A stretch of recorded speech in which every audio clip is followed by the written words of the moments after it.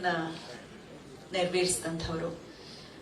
ರಾಜಕೀಯ ಕ್ಷೇತ್ರದಲ್ಲಿ ಬಹಳ ದೊಡ್ಡ ಛಾಪನ್ನ ಮೂಡಿಸಿರುವಂತಹ ಕುಟುಂಬವಾದರೂ ಕೂಡ ರಾಜಕೀಯ ರಂಗಕ್ಕೆ ಪ್ರವೇಶಿಸೋದಕ್ಕೂ ಮುನ್ನ ಅವರು ನಿರ್ಮಾಪಕರಾಗಿದ್ರು, ವಿತರಕರಾಗಿ ಚಲನಚಿತ್ರೋದ್ಯಮಕ್ಕೆ ಅಮೂಲ್ಯ ಕೊಡುಗೆಯನ್ನು ಕೊಟ್ಟಿರೋದನ್ನ ಸ್ಯಾಂಡಲ್ವುಡ್ ಎಂದಿಗೂ ಕೂಡ ಮರೀಲಿಕ್ಕೆ ಸಾಧ್ಯವಿಲ್ಲ. ಬಾಬುರವರಂತಹ ಹಿರಿಯ ನಿರ್ದೇಶಕರ ಸಾಧನೆಗೆ ಪ್ರೋತ್ಸಾಹ ನೀಡೋಕೆ ಬಂದಿರುವಂತಹ ಅವರಿಗೆ ಎಷ್ಟು ಒಂದು ಕಲೆಯ ಮೇಲೆ ಅಭಿಮಾನ ಇದೆ ಅಂತ ತೋರ್ಸತ್ತೆ ಅಂತ ಹೇಳಿದ್ರೆ ತಪ್ಪಾಗ್ಲಿಕ್ಕಿಲ್ಲ. ನಮ್ಮ ನಾಡಿನ ಹೆಮ್ಮೆಯ ಮಾಜಿ ಮುಖ್ಯಮಂತ್ರಿಗಳು, ಜನಸಾಮಾನ್ಯರ ಮುಖ್ಯಮಂತ್ರಿ ಅಂತಾನೆ ಕರೆಸ್ಕೊಂಡಂತಹ ಪ್ರೀತಿಯ ಕೇಂದ್ರ ಸಚಿವರು ಕುಮಾರಣ್ಣ ಅವರನ್ನ ಬರ್ಮಾಡ್ಕೊಳ್ತಾ ಇದ್ದಾನೆ ರಾಜೇಂದ್ರ ಸಿಂಗ್ ಬಾಬು ಅವರ ಕುರಿತಾಗಿ ಮಾತನಾಡಲಿಕ್ಕಾಗಿ.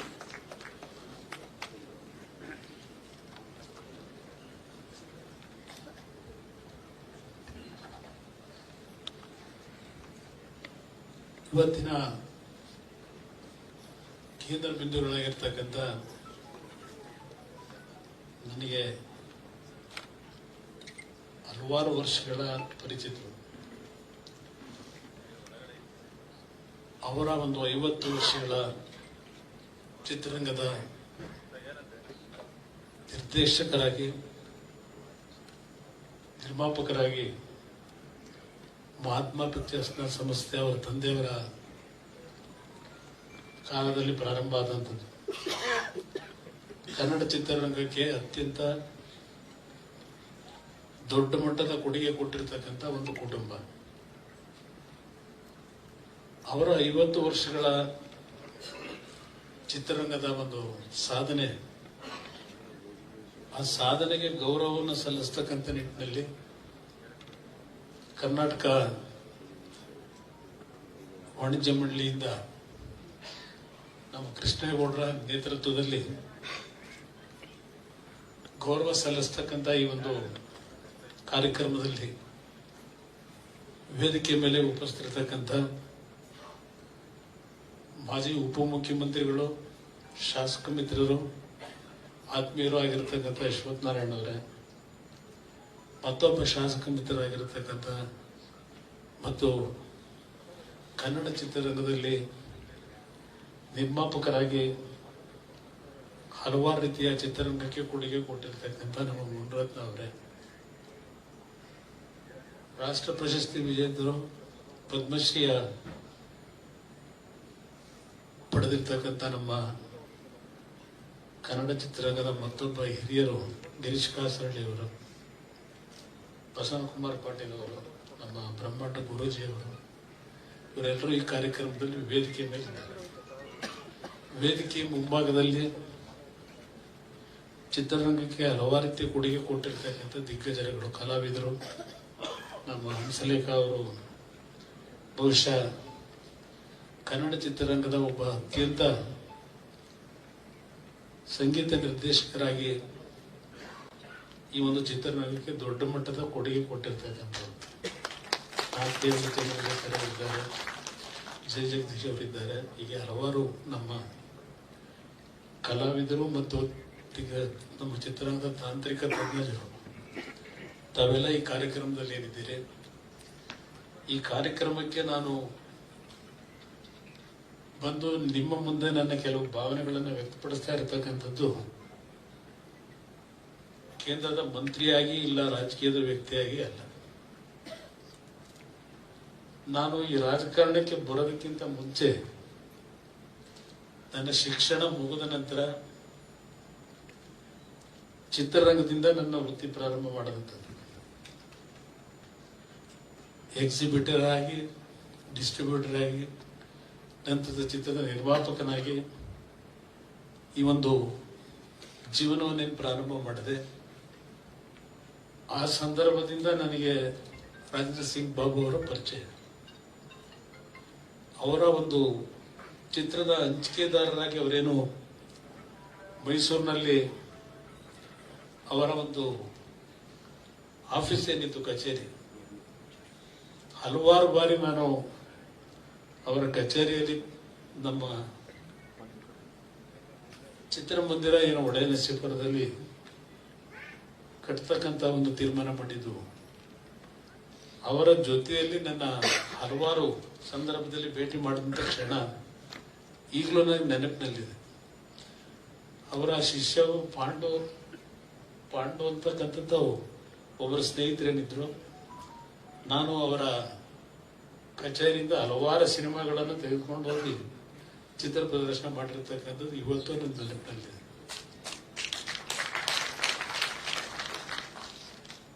ಅವರ ಹಲವಾರು ಚಿತ್ರಗಳ ಬಗ್ಗೆ ಈಗಾಗಲೇ ಮುನಿರತ್ನ ಅವರು, ಗಿರೀಶ್ ಕಾಸರಳ್ಳಿ ಅವರು ಪ್ರಸ್ತಾಪ ಮಾಡಿದ್ದಾರೆ. ದೊಡ್ಡ ದೊಡ್ಡ ಚಿತ್ರಗಳನ್ನು ತೆಗಿತಕ್ಕಂಥದ್ರಲ್ಲಿ ಅವರ ಕೊಡುಗೆ ಅಪಾರ ಇದೆ. ಅವರ ಸಂಸ್ಥೆ ಮುತ್ತಿನ ಹಾರ ಬಗ್ಗೆ ಹೇಳ್ತಾ ಇದ್ರು. ಬಹುಶಃ ರಾಕ್ಲೈ ವೆಂಕಟೇಶ್ವರ ಹಿಮಪಾತ ಅಂತಕ್ಕಂಥದ್ದು ಒಂದು ಸಿನಿಮಾ ಮಾಡಿದ್ರು. ಹಲವಾರು ಚಿತ್ರಗಳ ಬಗ್ಗೆ ನಾನೀಗ ಮತ್ತೆ ನಿಮಗೆ ರಿಪೀಟ್ ಮಾಡಿ ಸಮಯ ವ್ಯರ್ಥ ಮಾಡ್ಲಿಕ್ಕೆ ಹೋಗೋದಿಲ್ಲ.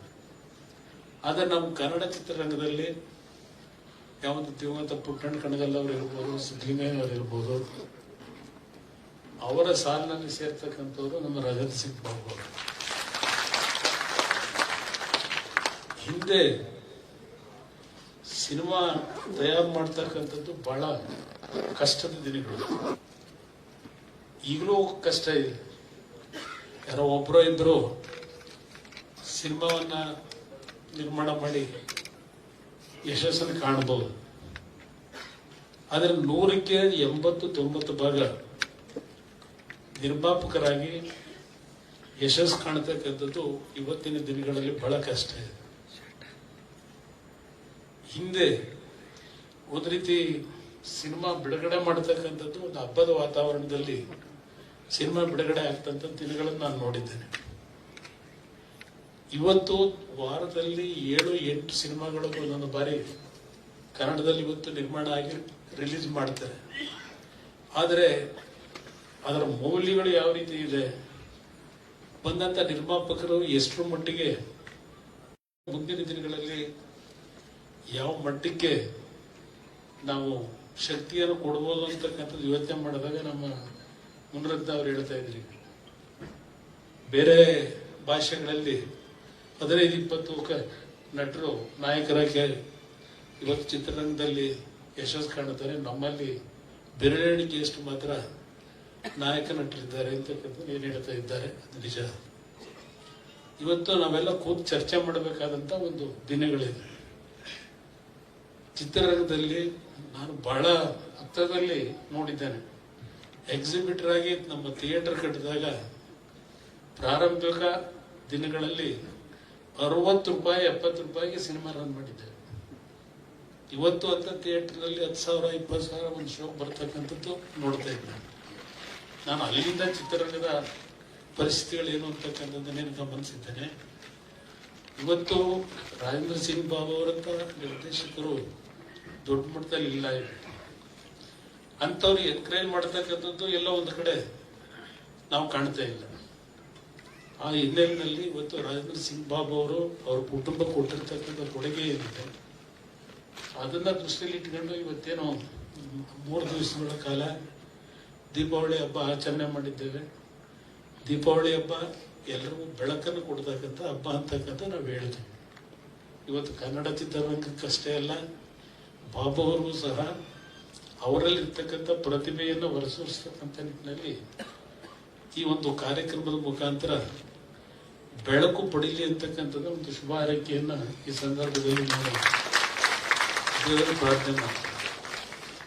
ಈ ಕಾರ್ಯಕ್ರಮದಲ್ಲಿ ಬರಬೇಕು ಅಂತಕ್ಕಂಥ ಒಂದು ಆಹ್ವಾನವನ್ನೇನು ನೀಡಿದ್ರು, ಹಲವಾರು ಬೇರೆ ಬೇರೆ ಕಾರ್ಯಕ್ರಮಗಳಿದ್ರು, ಅದನ್ನ ಬದಿಗಿಟ್ಟು ಇವತ್ತು ಈ ಕಾರ್ಯಕ್ರಮಕ್ಕೆ ಬಹಳ ಸಂತೋಷದಿಂದ ಬಂದಿದ್ದೇನೆ. ನನ್ನ ಒಂದು ಜೀವನ ಪ್ರಾರಂಭ ಆಗಿದ್ದೆ, ನನ್ನ ವೃತ್ತಿ ಪ್ರಾರಂಭ ಆಗಿದ್ದೆ ಈ ಒಂದು ಸಿನಿಮಾ ರಂಗದಿಂದ.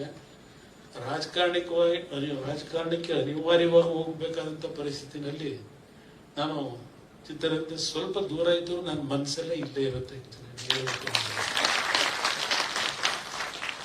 ನಾನು ಒಂದು ವಿಷಯವನ್ನು ಈ ಸಂದರ್ಭದಲ್ಲಿ ಹೇಳಲಿಕ್ಕೆ ಬಯಸ್ತೇನೆ.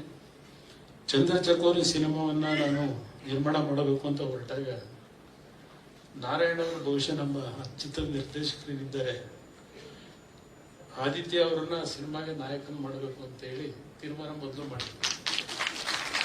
ಹಾಗೆ ಬಹುಶಃ ರಾಜೇಂದ್ರ ಸಿಂಗ್ ಬಾಬು ಅವರು ನಮ್ಮ ಬ್ಯಾನರ್ನಲ್ಲೇ ಒಂದು ಚಿತ್ರ ಮಾಡ್ತಕ್ಕಂಥದ್ದಕ್ಕೆ ತೀರ್ಮಾನ ಮಾಡಿದ್ದೇವೆ.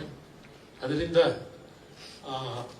ನಾವೇನು ಅವ್ರನ್ನ ಚಿತ್ರಕ್ಕೆ ಹಾಕಬೇಕು ಅಂತ ಇದ್ದಿದ್ದು, ಮನೆಗೆ ನಮ್ಮ ಚಿನ್ನೇಗೌಡರ ಮಗ ಮುರಳಿನ ಆಕೆ ಸಿನಿಮಾ ಮಾಡಬೇಕಾದಂತ ಅನಿವಾರ್ಯ ಪರಿಸ್ಥಿತಿ ನಾವು ಒಳಗಾದ್ವಿ. ಅವತ್ತಿಲ್ಲೇ ಇದ್ದಿದ್ರೆ ನಮ್ಮ ಒಂದು ಬ್ಯಾನರ್ನಿಂದ ಆದಿತ್ಯ ಅವರು ಚಿತ್ರನಟರಾಗಿ ಇವತ್ತು ಪರಿಚಯ ಆಗಬೇಕಾಗಿತ್ತು. ಅದನ್ನು ನನಗೆ ಆ ಸಂದರ್ಭದಲ್ಲಿ ತೀರ್ಮಾನ ಮಾಡಿದ್ದು ನಾವು ಮಾಡ್ಲಿಕ್ಕಾಗಿಲ್ಲ. ಇವತ್ತಿನ ಈ ಒಂದು ಸಂದರ್ಭದಲ್ಲಿ ನನಗೇನು ಆಹ್ವಾನ ನೀಡಿದ್ದೀರಿ, ಭಗವಂತ ನಿಮ್ಗೆ ಒಳ್ಳೇದು ಮಾಡಲಿ. ನಿಮ್ಮ ಕುಟುಂಬ ಚಿತ್ರರಂಗಕ್ಕೆ ಕಷ್ಟದ ದಿನಗಳಲ್ಲಿ ಈ ಒಂದು ಚಿತ್ರರಂಗದಲ್ಲಿ ಕನ್ನಡ ಭಾಷೆ ಮತ್ತು ಕನ್ನಡದ ಒಂದು ಶಕ್ತಿಯನ್ನು ತುಂಬತಕ್ಕಂಥ ನಿಟ್ಟಿನಲ್ಲಿ ನಿಮ್ಮ ಕುಟುಂಬ ಈ ನಾಡಿಗೆ ಕೊಟ್ಟಿರ್ತಕ್ಕಂಥ ಸೇವೆ ನಾವೆಲ್ಲ ನೆನೆಸ್ಕೋಬೇಕಾಗ್ತದೆ. ನೀವು ಮತ್ತೊಮ್ಮೆ ಭಗವಂತ ಇನ್ನೂ ಹೆಚ್ಚಿನ ಆರೋಗ್ಯ ಕೊಟ್ಟು ನಿಮ್ಮಿಂದ ಒಳ್ಳೆಯ ಒಂದು ಚಿತ್ರಗಳ ನಿರ್ದೇಶಕರಾಗಿ ಕೆಲಸ ಮಾಡ್ತಕ್ಕಂಥ ದಿನಗಳು ಪ್ರಾರಂಭ ಆಗಲಿ, ಹೊಸ ಬೆಳಕು ನಿಮಗೆ ಆ ಭಗವಂತ ನೀಡಲಿ ಅಂತಕ್ಕಂಥ ಪ್ರಾರ್ಥನೆ ಸಲ್ಲಿಸಿ ನಿಮಗೆ ಶುಭಾಶಯ ಕೋರಿ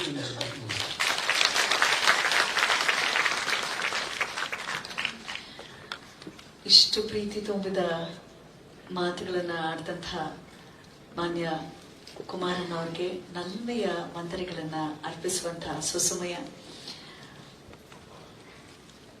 ಕನ್ನಡ ಚಲನಚಿತ್ರ ವಾಣಿಜ್ಯ ಮಂಡಳಿಯ ವತಿಯಿಂದ ನಿಮಗಿದು ವಿಶೇಷ ಧನ್ಯವಾದಗಳು. ಸಮಸ್ತ ರಾಜೇಂದ್ರ ಸಿಂಗ್ ಬಾಬು ಸರ್ ಅವರ ಕುಟುಂಬಸ್ಥರ ಪರವಾಗಿ, ಅಭಿಮಾನಿಗಳ ಪರವಾಗಿ, ಹಿತೈಷಿಗಳ ಪರವಾಗಿ, ಮಾರ್ಗದರ್ಶಕರೆಲ್ಲರ ಪರವಾಗಿ ನಿಮಗಿದು ವಂದನೆಗಳು ಎಂದೆನ್ನುತ್ತಾ, ಬೆಳಗಿಂದಲೂ ಕೂಡ ಒಂದ್ ರೀತಿ SVR ಸರ್ ಅವ್ರಿಗೂ ಕೂಡ ಒಂದು ಸಾರ್ಥಕದ ಭಾವ. ಬ್ರಹ್ಮಾಂಡ ಗುರೂಜಿ ಅವರಿಗೆ ಕೃಷ್ಣೇಗೌಡರು ಗೌರವಿಸಲಿದ್ದಾರೆ. ಅದಕ್ಕೂ ಮುನ್ನ ಡಾಕ್ಟರ್ ಅಶ್ವಥ್ ನಾರಾಯಣ ಅವರು ವಿಶೇಷವಾಗಿ ಅಭಿನಂದನೆಯನ್ನ ಸಲ್ಲಿಸ್ತಾ ಇದ್ದಾರೆ ಪ್ರೀತಿಯ SVR ಅವರಿಗೆ.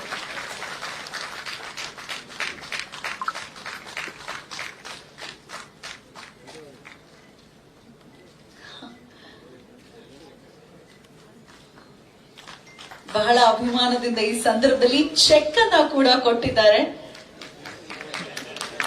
ಕಣ್ಣು ಎನ್ನುವಂತಹ ಕೃತಿ ಈಗ ಲೋಕಾರ್ಪಣೆಗೊಳ್ತಾ ಇದೆ. ದಯಮಾಡಿ ವೀರಲೋಕ ಹೊರತರ್ತಿರುವಂತಹ ನಿರ್ದೇಶಕನ 100 ಕಣ್ಣು, ಸಂಪಾದಕರು ಗಂಗಾಧರ್ ಮೊದಲಿಯಾರ್ ಕೂಡ ದಯಮಾಡಿ ವೇದಿಕೆಗೆ ಆಗಮಿಸಬೇಕು.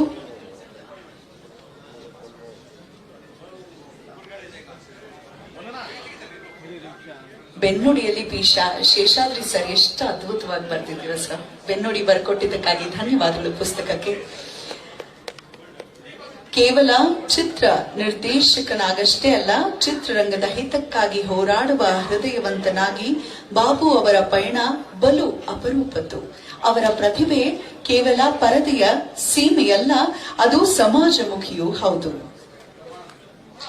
ನಮ್ಮ ಗಿರೀಶ್ ಕಾಸರವಳ್ಳಿ ಸರ್ ಅವರು ಲೋಕಾರ್ಪಣೆಗೊಳಿಸಲಿದ್ದಾರೆ. ವೇದಿಕೆಯಲ್ಲಿರುವಂತಹ ಗಣ್ಯರು ದಯಮಾಡಿ ಜೊತೆಗೂಡಬೇಕು. ಈಗ ಬಾಬು ಅವರು 75ನೆಯ ವಯಸ್ಸಿನ ಸುವರ್ಣ ಸಂಭ್ರಮದ ದೀಪ ಹಚ್ಚುವ ಜೊತೆಯಲ್ಲಿಯೇ ವೃತ್ತಿ ಬದುಕಿನ ಬೆಳ್ಳಿ ಹಬ್ಬವನ್ನೂ ಆಚರಿಸಿಕೊಳ್ಳುತ್ತಿದ್ದಾರೆ. ಅವರ ಬದುಕಿನ ಚಲನಶೀಲತೆ, ಶ್ರದ್ಧೆ, ಅಚಲ ಕೃತನಿಷ್ಠೆ ಮುಂದಿನ ಪೀಳಿಗೆಗೆ ಮಾದರಿಯಾಗಲಿ ಎನ್ನುವ ನಿಟ್ಟಿನಲ್ಲಿ ಲೋಕಾರ್ಪಣೆಗೊಳ್ತಾ ಇದೆ ವೀರಲೋಕದ ಹೆಮ್ಮೆಯ ಪ್ರಸ್ತುತಿ.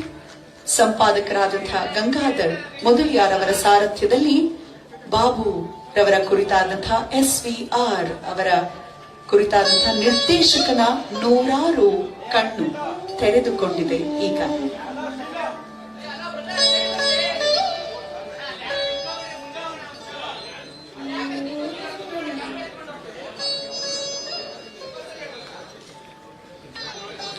ಈಗ ಮೊದಲಿಗೆ ನಮ್ಮೆಲ್ಲರನ್ನ ಉದ್ದೇಶಿಸಿ ಮಾತನಾಡ್ಲಿಕ್ಕೆ ಯಾರ ಬಗ್ಗೆ, SVR ಅವರ ಬಗ್ಗೆ ಅಭಿಮಾನದ ನುಡಿಗಳನ್ನ ಆಡ್ಲಿಕ್ಕಾಗಿ ಬರ್ಮಾಡ್ಕೊಳ್ತಾ ಇದ್ದಾನೆ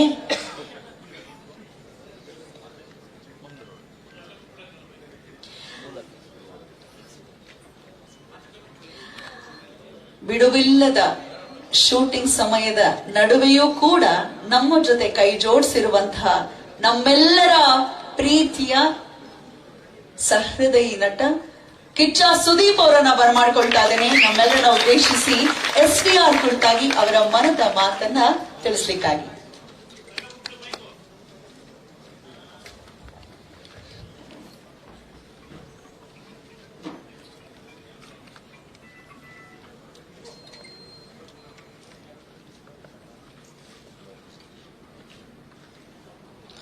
ಎಲ್ಲರಿಗೂ ನಮಸ್ತೆ. Happy birthday sir. Wish you all the best.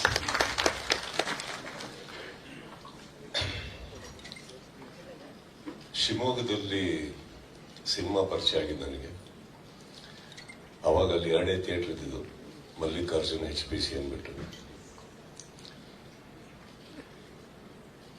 First cinema ನಾನು ಅವ್ರದ್ದು ಅಲ್ಪ ಸ್ವಲ್ಪ ನೆನಪಿದೆ, ಬಟ್ 5 ವರ್ಷ ನನಗೆ ಅವಾಗ ನಾಗರಹೊಳೆ 1977, 9 ವರ್ಷ ಅಂತ ನೋಡಿದಾಗ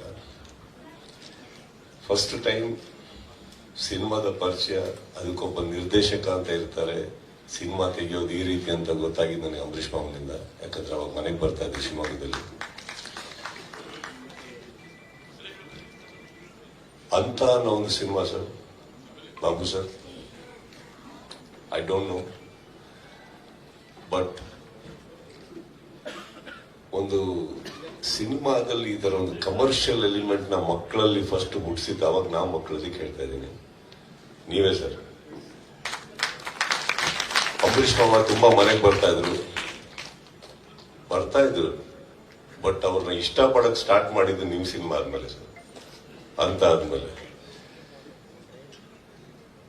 ಈ ಸಂಭ್ರಮದ ಬಗ್ಗೆ ಹೇಳಬೇಕು ಅಂದ್ರೆ,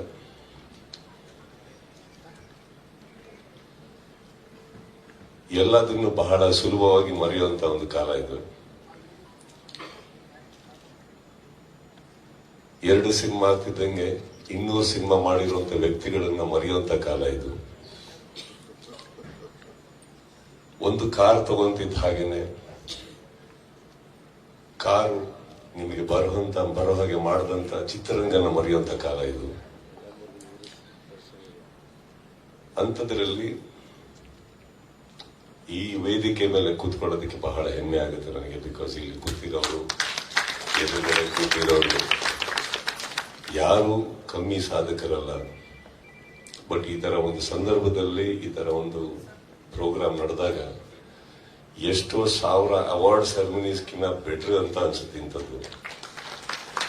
ಅದರಲ್ಲಿ ಬರೀ ಗ್ಲೋರಿಫೈ ಮಾಡ್ಕೋತೀವಿ ನಾವು. ಅದರಲ್ಲಿ ಯಾವ್ದನ್ನು I don't mean to humiliate any awards, but we just glorify ourselves. That small 1 year achievement. ಅಂಥದ್ರಲ್ಲಿ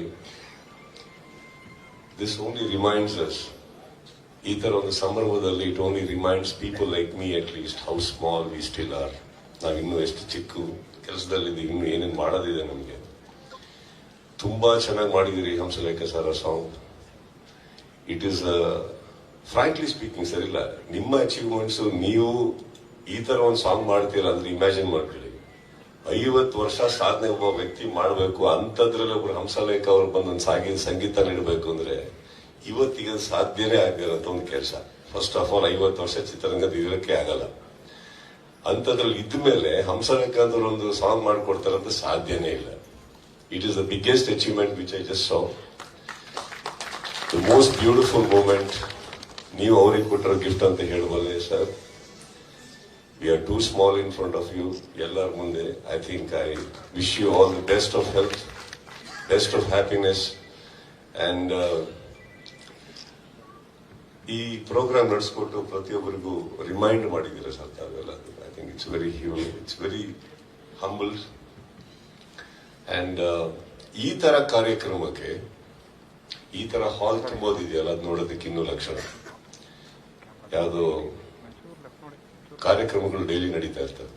I think this is something very very touching. ಅಂಥದ್ರಲ್ಲೂ ಬಂದಿರೋ ವ್ಯಕ್ತಿಗಳು, ನಾನು ಹೇಳಿದ್ನಲ್ಲ, ವೇದಿಕೆ ಮೇಲೆ ಬರೋ ತನಕ ಒಂದು ಲೆಕ್ಕ ಆಯ್ತು, ಬಂದ ಮೇಲೆ ನನಗೆ ಕುತ್ಕೊಂಡು ಶೇಕ್ ಆಗಕ್ಕೆ ಸ್ಟಾರ್ಟ್ ಆದ, ಯಾರಪ್ಪ ಎದುರುಗಡೆ ಕೂತಿರೋದು ಅಂದ್ಬಿಟ್ಟು. ಸೊ ಇಟ್ಸ್ ಈ ಮೂಮೆಂಟ್ ನನಗೆ ನೀವು ಕೊಟ್ಟಿದ್ದಕ್ಕೆ ಅಂಡ್ ರಾಕ್ಲೈನ್ ಸರ್ ಕರೆಸಿದ್ದಕ್ಕೆ ಥ್ಯಾಂಕ್ ಯು ಅಂತ ಹೇಳ್ತಾ, Babu sir, I never got an opportunity to work with you, but I had the opportunity to celebrate you on screen. Thank you so much. And ಪ್ರತಿಯೊಬ್ಬರಿಗೂ ಇಲ್ಲಿ ಇರೋರೆಲ್ಲರಿಗೂ ನಾನು ನಮಸ್ತೆ ಹೇಳ್ತಾರೆ. ಸಾರಿ, ಎಲ್ಲರಿಗಿಂತ ಮುಂಚೆ ನಾನು ಮಾತಾಡ್ತಾ ಇದ್ದೀನಿ, ಅದು ನಮ್ಗೆ ಕ್ಷಮೆ ಇರಲಿ. ಬಿಕಾಸ್ ಶೂಟಿಂಗ್ ನಾನು ಸ್ವಲ್ಪ ನಿಲ್ಲಿಸ್ಕೊಂಡಿದ್ದೀನಿ. So that's all it is. Thank you so much. And ತುಂಬಾ ವರ್ಷಗಳ ನಂತರ ತುಂಬಾ ಮುಖಗಳನ್ನು ನಾನು ನೋಡಿದೆ ವಾಪಸ್ ನಾನು ಇಲ್ಲಿ, ಎಸ್ಪೆಷಲಿ ನಮ್ಮ Surekha sir. I saw you after long time. I saw many people after long time. So ಅದು ಇನ್ನೂ ಸ್ವಲ್ಪ ಭಾವನೆಗಳನ್ನ ಜಾಸ್ತಿ ಮೂಡಿಸುತ್ತೆ ಹೊರತು ಚಿತ್ರರಂಗದ ಮೇಲೆ ಬೇರೆ ಏನಿಲ್ಲ. Thank you all and thanks for having me here.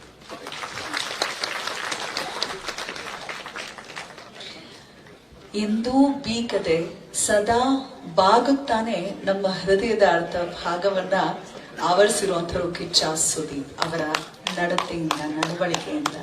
ಒಂದು ಜೋರಾದ ಚಪ್ಪಾಳೆ. ವೇದಿಕೆಯಲ್ಲಿ ಇವತ್ತೇನ್ ಅನ್ಸ್ತಿದೆ ಅಂದ್ರೆ, ಹಳೆಬೇರು ಹೊಸ ಚಿಗುರು ಕೂಡಿರಲು ಮರಸೊಬಗು ಎನ್ನುವಂಥ ಭಾವ ಮೂಡ್ತಾ ಇದೆ. ಧನ್ಯವಾದಗಳು. ಬ್ಯುಸಿ ಸ್ಕೆಡ್ಯೂಲ್ ನಡುವೆ ಕೂಡ SPR ಅವರ ಸಾಧನೆಯನ್ನ ಗೌರವಿಸಬೇಕು, ಅದನ್ನ ಸ್ಮರಿಸಬೇಕು ಅನ್ನೋ ಸಲುವಾಗಿ ಕಾರ್ಯಕ್ರಮದಲ್ಲಿ ಭಾಗಿಯಾಗಿದ್ದಕ್ಕಾಗಿ ಎಲ್ಲರ ಪರವಾಗಿ ವಿಶೇಷವಾದ ಧನ್ಯವಾದಗಳು.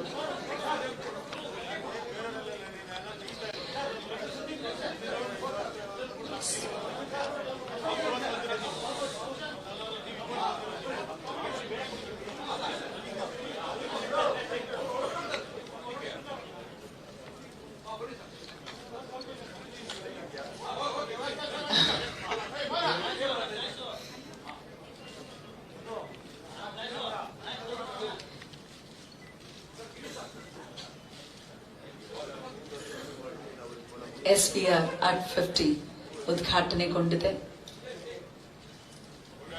ನಮ್ಮ ಪ್ರೀತಿಯ 6 ಅಡಿ ಕಟ್ಔಟ್ ಅದ್ಭುತವಾಗಿ ಮಾತಾಡಿ ತೆರಳುತ್ತಿದ್ದಾರೆ. ಅವರೇ ತಿಳಿಸಿದ ಹಾಗೆ ಶೂಟಿಂಗ್ ಅರ್ಧಕ್ಕೆ ನಿಲ್ಲಿಸಿ ಬಂದಿರುವಂತದ್ದು ಅಂತ. It means a lot sir. Thank you so much ಕಾರ್ಯಕ್ರಮಕ್ಕೆ ಆಗಮಿಸೋದಕ್ಕಾಗಿ ಎಂದೆನ್ನುತ್ತಾ ಅವರನ್ನ ಪ್ರೀತಿಯ ಚಪಾಳಿಯೊಂದಿಗೆ ಬೀಳ್ಕೊಡ್ತಾ, ನಿಮ್ಮ ಸಹಕಾರ ಕನ್ನಡ ಚಲನಚಿತ್ರ ವಾಣಿಜ್ಯ ಮಂಡಳಿಯ ಜೊತೆಗೆ ಹೀಗೆ ಇರಲಿ ಎಂದು ಕೇಳ್ತಾ, ಈಗ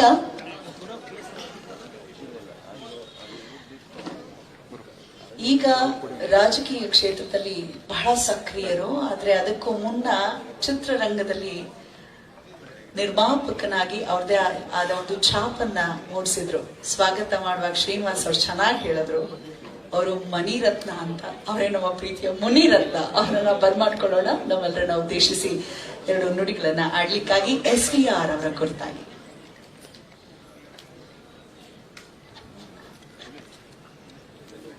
ಎಲ್ರಿಗೂ ನಮಸ್ಕಾರ. ಬಹಳ ಸಂತೋಷದ ದಿನ. ಅದಕ್ಕೆ ಕಾರಣ ದೀಪಾವಳಿ ಹಬ್ಬ.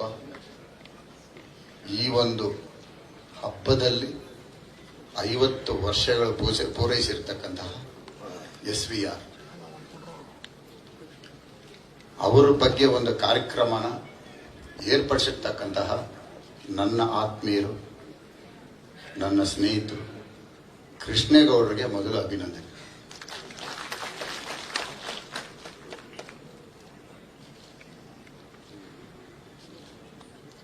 ಇಲ್ಲಿ ಏನು ಮಾತನಾಡಬೇಕು ಅಂದ್ರೆ, ಮೊದಲನೇದಾಗಿ ರಾಜೇಂದ್ರ ಸಿಂಗ್ ಬಾಬು ಅವರ ಸಾಧನೆ ಬಗ್ಗೆ ಮಾತಾಡ. ಬಹುಶಃ 17-18ನೇ ವಯಸ್ಸಲ್ಲಿ ಅಂತ ಅನ್ನೋ ಒಂದು ಸಿನಿಮಾ, ಅದು ಬಿಡುಗಡೆ ಆಗಿದ್ದು ಸಂಪಿಗೆ ಥಿಯೇಟರ್ನಲ್ಲಿ. ಅವಾಗ ನಾನು ಹೈಸ್ಕೂಲ್. ಅಂತ ಫಿಲಮ್ ತೆಗೆದು ಬಿಡ್ತಾರಂತೆ, ಬ್ಯಾನ್ ಮಾಡಿಬಿಡ್ತಾರಂತೆ, ಇನ್ನು 2 ದಿನ ಅಂತೆ, ಇನ್ನಿರಲ್ವಂತೆ, ಇದುವರೆಗೂ ಅಂತ ಸಿನಿಮಾ ಬಂದಿಲ್ವಂತೆ. ಹಂಗಂತ ಮಾತುಗಳು ಬಂದಾಗ ಬಹುಶಃ ನಮ್ಮ ಹೈಸ್ಕೂಲ್ ವಿದ್ಯಾರ್ಥಿಗಳು ಅವತ್ತು ಸಂಪಿಗೆ ಥಿಯೇಟರ್ನಲ್ಲಿ ಇದ್ದಂಥದ್ದೇ ಎಲ್ಲ ಹುಡುಗರೇ ಜಾಸ್ತಿ. ಸಿನಿಮಾ ನೋಡಿದಾಗ ಪೂರ್ತಿ ತಿಳುವಳಿಕೆನೂ ಇಲ್ಲ, ಅದ್ರ ಬಗ್ಗೆ ಮಾತನಾಡೋಕ್ಕೂ ಗೊತ್ತಿಲ್ಲ. ಆದ್ರೆ ಸಿನಿಮಾ ಚೆನ್ನಾಗಿದೆ, ಉಗುರು ಕೇಳ್ತಾರೆ, ಬರೀ ಇದೇ ಆವತ್ತಿನ ದಿನ ನಮಗೆ. ಅದಕ್ಕೆ ಮುಂಚಿತವಾಗಿ ಯಾವುದೂ ಸಿನಿಮಾಗಳಲ್ಲಿ ಇರಲಿಲ್ಲ. 50 ವರ್ಷದಿಂದ ರಾಜೇಂದ್ರ ಸಿಂಗ್ ಬಾಬು ಅವರು ಮಾಡಿದಂಥ ಸಿನಿಮಾ ಆಮೇಲೆ ಉಗುರು ಕೀಳೋದು ಎಲ್ಲಾ ಸಿನಿಮಾಗಳಲ್ಲೂ ಇದೆ. ಆ ಉಗುರು ಕೀಳೋ ಸಿನಿಮಾ ಇನ್ನೂ ಮರ್ತಿಲ್ಲ. ಅದನ್ನ ಸೃಷ್ಟಿಕರ್ತರು ರಾಜೇಂದ್ರ ಸಿಂಗ್ ಬಾಬು. ಅಣ್ಣನೂ ನಗ್ತವ್ರೆ. ಅದಾದ್ಮೇಲೆ ಕಾವೇರಿ ಥಿಯೇಟರ್ನಲ್ಲಿ ಮೆಕಾನಸ್ ವರ್ಲ್ಡ್ ನೋಡಿದ್ವಿ ನಾವು. ಬಹಳ ಇಷ್ಟ. ಅದೇನೋ ಕುದುರೆಗಳಲ್ಲಿ ಹೋಗ್ತಾರೆ, ನಿಧಿ ಎತ್ಕೊಂಡ್ ಬರ್ತಾರೆ ಅಂತ ಒಂದು ಸಿನಿಮಾ. ಮತ್ತೆ ಗಂಡಬೇರುಂಡ ಅಂತ ಸಿನಿಮಾಗಳು ಕೊಟ್ಟು, ಅದಾದ್ಮೇಲೆ ಮುತ್ತಿನ ಹಾರ, ಬಂಧನ, ಮರೆಯಕ್ಕಾಗದೇ ಇರುವಂತ ಸಿನಿಮಾಗಳು ಕೊಟ್ಟಂತಹ ಕನ್ನಡ ಚಿತ್ರರಂಗಕ್ಕೆ ನಾವಿಡೀ ಚಿತ್ರರಂಗ ಎಷ್ಟು ಧನ್ಯವಾದಗಳು ಹೇಳಿದ್ರು ರಾಜೇಂದ್ರ ಸಿಂಗ್ ಬಾಬು ಅವರು ಅದು ಕಡಿಮೆ ಅನ್ಸತ್ತೆ ನನಗೆ.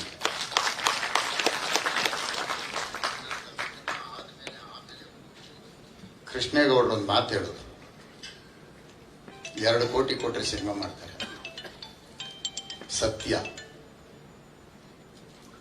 ಸತ್ಯನ ನೋಡಿರೋರು, ಸತ್ಯನ ಹೇಳೋದಕ್ಕೆ ಯಾರಾದ್ರೂ ಒಬ್ರು ಇರ್ಬೇಕಲ್ಲ. ಬಹುಶಃ 2003 ಅಥವಾ 2002 ನಾನು, ಉಪೇಂದ್ರ ಅವರು ರಾಜೇಂದ್ರ ಸಿಂಗ್ ಬಾಬು ಅವ್ರನ್ನ ಭೇಟಿ ಮಾಡಿದ್ವಿ. ಇಬ್ಬರು ಜೊತೆಯಲ್ಲಿ ಭೇಟಿ ಮಾಡಿದ್ವಿ.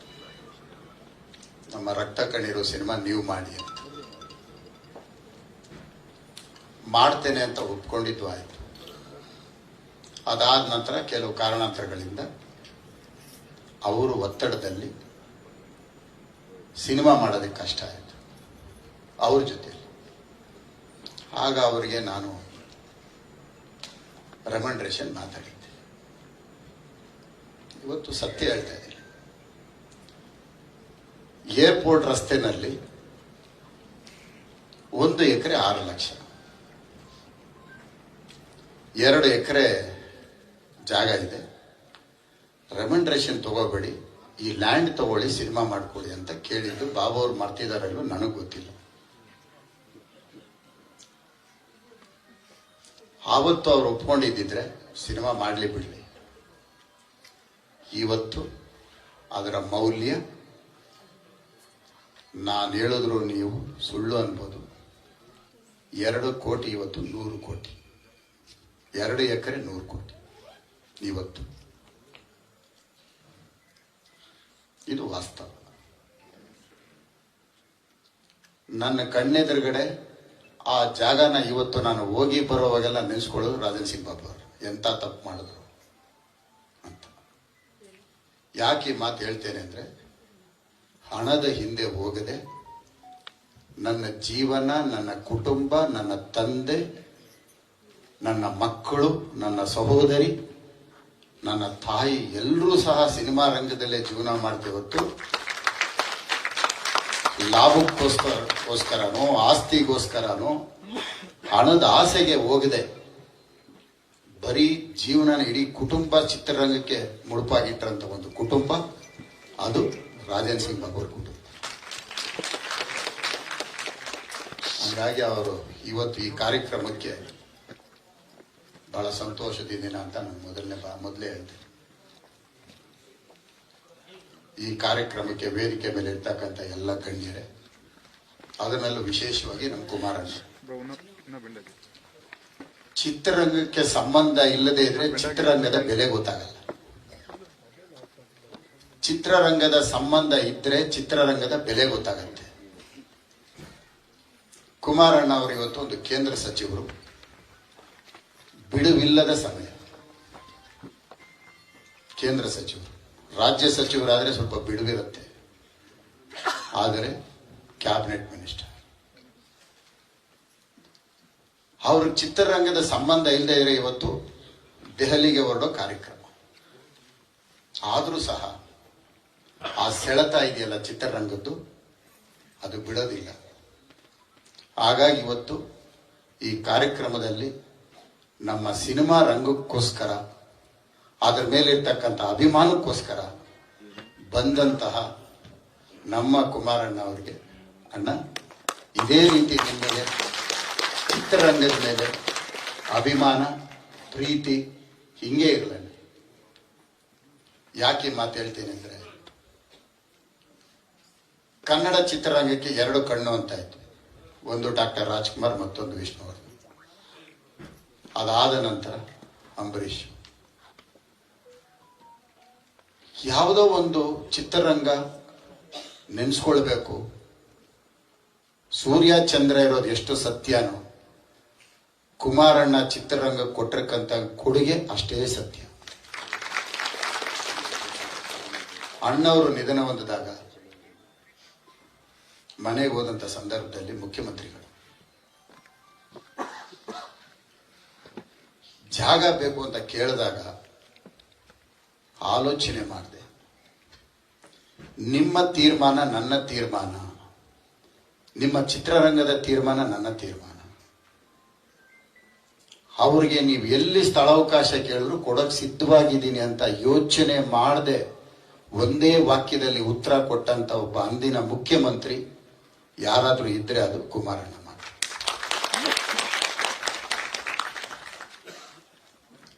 ಆ ಒಂದು ಕೊಟ್ಟಂತ ಒಂದು ಸ್ಥಳ ಅಣ್ಣವರ ಇವತ್ತು ರಾಜ್ಕುಮಾರ್ ಕಂಠೀರವ ಸ್ಟುಡಿಯೋ ರಾಜ್ಕುಮಾರ್ ಸಮಾಧಿ ಆಗಿತ್ತು. ನೆನೆಸ್ಕೊಳ್ಲೇಬೇಕು, ಒಳ್ಳೆಯದನ್ನ ನಾವು ಮಾತನಾಡಲೇಬೇಕು. ಚಿತ್ರರಂಗಕ್ಕೆ ಕೊಟ್ಟಂತ ಕೊಡುಗೆನ ನಾವು ನೆನೆಸ್ಕೊಳ್ತಾ ಇರಬೇಕು. ಅದಾದ ನಂತರ ಅಂಬರೀಷ್ ಆವತ್ತು ಅವರೇ ಮುಖ್ಯಮಂತ್ರಿ. ಆವತ್ತು ನಾನು ವಿಕ್ರಮ್ ಹಾಸ್ಪಿಟ್ಲ್ಗೆ ಹೋದಂಥ ಸಂದರ್ಭದಲ್ಲಿ ಅಲ್ಲಿ ನಿಖಿಲ್ ಅವರಿದ್ರು, ಯಶ್ ಅವರು ಇದ್ರು. ಸ್ಥಳನ ಗುರುತಿಸಿ ಅಂತ ಹೇಳಿದಾಗ ಕಂಠೀರವ ಸ್ಟುಡಿಯೋಗೆ ಬಂದು ಖುದ್ದಾಗಿ ನಿಖಿಲ್ ಅವರು, ಬೆಳಕಿರಲಿಲ್ಲ, ಕಾರುಗಳನ್ನ ನಿಲ್ಲಿಸಿ ಬೆಳಕಾಕಿ ಈ ಸ್ಥಳ ಸೂಕ್ತವಾಗಿರುತ್ತೆ, ಇಲ್ಲಿ ಮಾಡಬಹುದು ಅಂತೇಳಿ ಯಶು ಇದ್ರು. ಇವತ್ತು ಈ ಕಾರ್ಯಕ್ರಮಕ್ಕೆ ಬರಬೇಕಾಗಿತ್ತು, ಬರಲಿಲ್ಲ. ಅದು ನೆನೆಸ್ಕೊಳ್ಬೇಕು. ಆವತ್ತು ಆ ಜಾಗ ಗುರುತಿಸಿ ಕೊಟ್ಟಿದ್ದಕ್ಕೆ ಅದಕ್ಕೂ ಸಹ ನಾವು ಕುಮಾರಣ್ಣ ನೆನೆಸ್ಕೋಬೇಕು. ಬಹುಶಃ ವಿಷ್ಣುವರ್ಧನ್ ಅವರು ನಾವು ಕಳ್ಕೊಂಡ ಮೇಲೆ ಆವತ್ತು ಕುಮಾರಣ್ಣ ಮುಖ್ಯಮಂತ್ರಿ ಏನಾದ್ರು ಇದ್ದಿದ್ರೆ ಅದಕ್ಕೂ ನಮಗೆ ಸ್ಥಳಾವಕಾಶ ಸಿಗ್ತಾ ಇತ್ತು. ಕಾರಣಾಂತರಗಳಿಂದ ಇಂದಿಗೂ ಸಹ ನಾವು ಆ ನೋವಲ್ಲಿದ್ದೇವೆ. ಪ್ರತಿ ವರ್ಷ ಸೆಪ್ಟೆಂಬರ್ 18 ಬಂದಾಗ ವಿಷ್ಣುವರ್ಧನ್ ಅವರ ಸ್ಮಾರಕದ ಬಗ್ಗೆ ನಾವೆಲ್ಲರೂ ಸಹ ಮಾತನಾಡುವಂಥ ಪರಿಸ್ಥಿತಿ ಒಂದು ಇವತ್ತು ಜೀವಂತವಾಗಿದೆ. ಹಾಗಾಗಿ ನಾವೆಲ್ಲರೂ ಸಹ ಒಳ್ಳೆಯದನ್ನು ನೆನೆಸ್ಕೊಳ್ಬೇಕು. ಹಂಗಾಗಿ ಕುಮಾರಣ್ಣಗೆ ಇರ್ತಕ್ಕಂತಹ ಸಿನಿಮಾ ರಂಗದ ಸಂಬಂಧದ ಬಗ್ಗೆ ನಾನು ಇಷ್ಟೊತ್ತು ಮಾತನಾಡಿದ್ದು.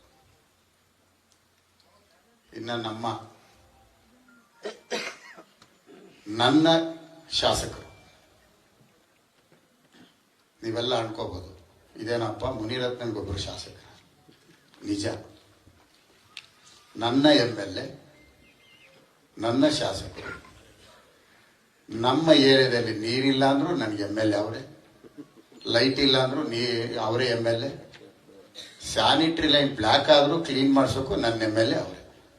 ಯಾಕಂದ್ರೆ ನಾನು ಮಲ್ಲೇಶ್ವರಂ ಕ್ಷೇತ್ರದ ಮತದಾರ, ನನ್ನ ಶಾಸಕರು, ನನ್ನ ನೆಚ್ಚಿನ, ನನ್ನ ಆತ್ಮೀಯರು, ನಮ್ಮ ಪಕ್ಷದ ಉಪಮುಖ್ಯಮಂತ್ರಿಗಳು, ಅವ್ರಿಗೂ ಸಿನಿಮಾ ರಂಗದ ನಂಟು ತುಂಬಾ ಇದೆ.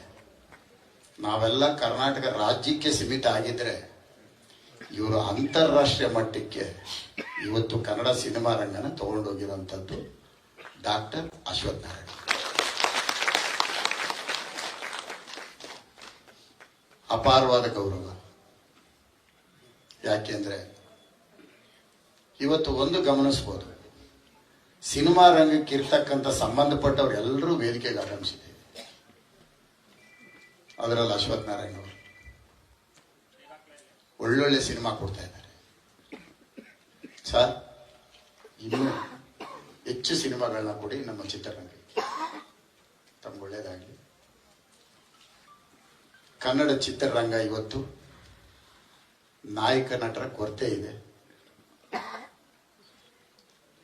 ಬಹಳ ಅವಶ್ಯಕತೆ ಇದೆ. ಪರಭಾಷಾ ಚಿತ್ರಗಳಲ್ಲಿ ಒಂದೊಂದು ಚಿತ್ರರಂಗದಲ್ಲಿ 20 ನಾಯಕ ನಟರಿದೆ. ಆದರೆ ನಮ್ಮಲ್ಲಿ ಕೊರತೆ ಇದೆ. ನಮ್ಮಲ್ಲಿ ಇರ್ತಕ್ಕಂಥ ನಾಯಕ ನಟರು ವರ್ಷಕ್ಕೆ 2 ವರ್ಷಕ್ಕೆ 1 ಸಿನಿಮಾ 2 ಸಿನಿಮಾ ಮಾಡೋ ಬದಲು ಡಾಕ್ಟರ್ ರಾಜ್ಕುಮಾರ್ ಅವರು 8-10 ಸಿನಿಮಾಗಳು ಬಿಡುಗಡೆ ಆಗಿರೋ ಉದಾಹರಣೆಗಳು ನಮ್ಮ ಮುಂದೆ ಇದೆ. ಚಿತ್ರರಂಗ ಬೆಳಿಬೇಕು ಅಂದ್ರೆ ಹೆಚ್ಚು ಸಿನಿಮಾಗಳು ಬರಬೇಕು. ಸಿನಿಮಾಗಳನ್ನ ಕಡಿಮೆ ಮಾಡಿದ್ರೆ ಪರಭಾಷಾ ಚಿತ್ರಗಳು ಇವತ್ತು ಡಬ್ಬಿಂಗ್ ಬರ್ತಾ ಇದೆ. ಆ ಡಬ್ಬಿಂಗ್ ಸಿನಿಮಾಗಳಿಗೆ ಹೆಚ್ಚು ಆದ್ಯತೆ ಕೊಡ್ತಾ ಇದ್ದಾರೆ. ಹಿಂಗೆ ಮುಂದುವರೆದ್ರೆ ನಮ್ಮ ಚಿತ್ರರಂಗ ನಶಿಸಿ ಹೋಗುತ್ತೆ. ಎಲ್ಲರೂ ಸಹ ಹೆಚ್ಚು ಸಿನಿಮಾಗಳನ್ನ ಮಾಡಬೇಕಾಗತ್ತೆ. ಸಿನಿಮಾನ ಪ್ಯಾಷನ್ ಆಗಿ ಮಾಡಬಾರ್ದು, ವೃತ್ತಿಯಾಗಿ ಮಾಡಿ. ಏನೋ ಬಂದಿದ್ದೀವಿ, ಒಂದು ಸಿನಿಮಾ ಮಾಡಿದ್ದೀವಿ, 3 ವರ್ಷಕ್ಕೂ 5 ವರ್ಷಕ್ಕೂ ಒಂದು ಸಿನಿಮಾ ಮಾಡ್ತೀವಿ ಅನ್ನೋದು ಬೇಡ. ಇವತ್ತು ರಾಜನ್ ಸಿಂಗ್ ಬಾಬು ಅವ್ರನ್ನ ನಾವು ನೆನೆಸ್ಕೊಳ್ತಾ ಇದೀವಿ ಅಂದ್ರೆ ಬಹಳಷ್ಟು ಸಿನಿಮಾ. ಅವ್ರ ಸಿನಿಮಾ ಹೂವು ಹಣ್ಣು ಮರೆಯಕ್ಕಾಗದಿರೋಂಥ ಒಂದು ಸಿನಿಮಾ. ಸರ್, ಎಲ್ರಿಗೂ ಒಳ್ಳೇದಾಗ್ಲಿ. ವಿಶೇಷವಾಗಿ ಜೈ ಜಗದೀಶ್ ಅವರು, ವಿಜಯಲಕ್ಷ್ಮಿ ಅವರು, ಹಂಸಲೇಖ ಅವರು. ಕೆಲವು ಹೆಸರುಗಳಿಗೆ ಕೆಲವು ಜಾಗಗಳಿರುತ್ತೆ. ನೀನಾ ಭಗವಂತನಿಂದ ಹಿಡಿದು ನಿಂಬೆಹಣ್ಣವ್ರಿಗೂ ನಿಮ್ಮನ್ನು ನಾವು ನೆನೆಸ್ಕೊಳ್ತೀವಿ ಸರ್. ಎರಡೂ ನೆನೆಸ್ಕೊಳ್ತೀವಿ. ನೀನಾ ಭಗವಂತ ನೋಡಿದಾಗ ಎಂಥ ಅದ್ಭುತವಾದ ಸಾಹಿತ್ಯ, ನಿಂಬೆಹಣ್ಣು ನೋಡಿದಾಗ ಆಹಾ ಅವರೇನಾ ಇವರು ಅನ್ನಿಸ್ತು ಸರ್. ಎರಡೂ ಅನ್ಸಿದೆ ಸರ್.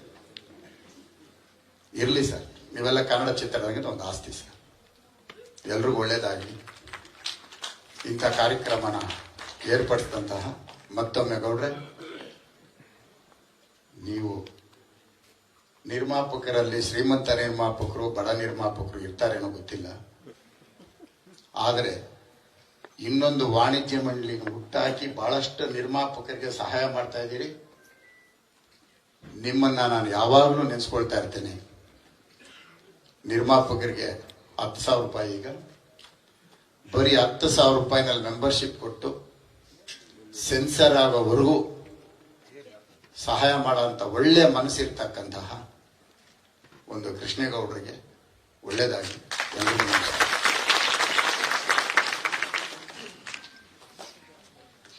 ಮುನಿರತ್ನ ಸರ್ ಅವರ ಬಹಳಷ್ಟು ಸಿನಿಮಾಗಳು ಎಲ್ಲವೂ ಗೆದ್ದಿದೆ. ಕಾರಣ ಇವ್ರು ಬರೀ ನಿರ್ಮಾಣ ಅಷ್ಟೇ ಅಲ್ಲ, ಸಂಭಾಷಣೆಯಲ್ಲೂ ಜೊತೆಗೂಡ್ತಾರೋ ಏನೋಪ್ಪ, ಅಷ್ಟು ಒಳ್ಳೆ ವಾಕ್ಚಾತುರ್ಯತೆ. ಒಂದು ಜೋರು ಚಪ್ಪಾಳಿಯ ಮುಖೇನ ಧನ್ಯವಾದಗಳನ್ನ ಅರ್ಪಿಸ್ತಾ ಕಾರ್ಯಕ್ರಮದಲ್ಲಿ ಭಾಗಿಯಾಗಿದ್ದಕ್ಕಾಗಿ ಪ್ರೀತಿಯ ಮುನಿರತ್ನ ಸರ್ ಅವರ ಸಹಕಾರ ಸದಾ ನಮ್ಮ ಕನ್ನಡ ಚಲನಚಿತ್ರ ವಾಣಿಜ್ಯ ಮಂಡಳಿಯ ಜೊತೆಗೆ ಹೀಗೆ ಇರಲಿ ಎಂದು ಬೇಡ್ತಾ, ಯಾರೊಬ್ರು ಗುರುಗಳು ಹೇಳಿದ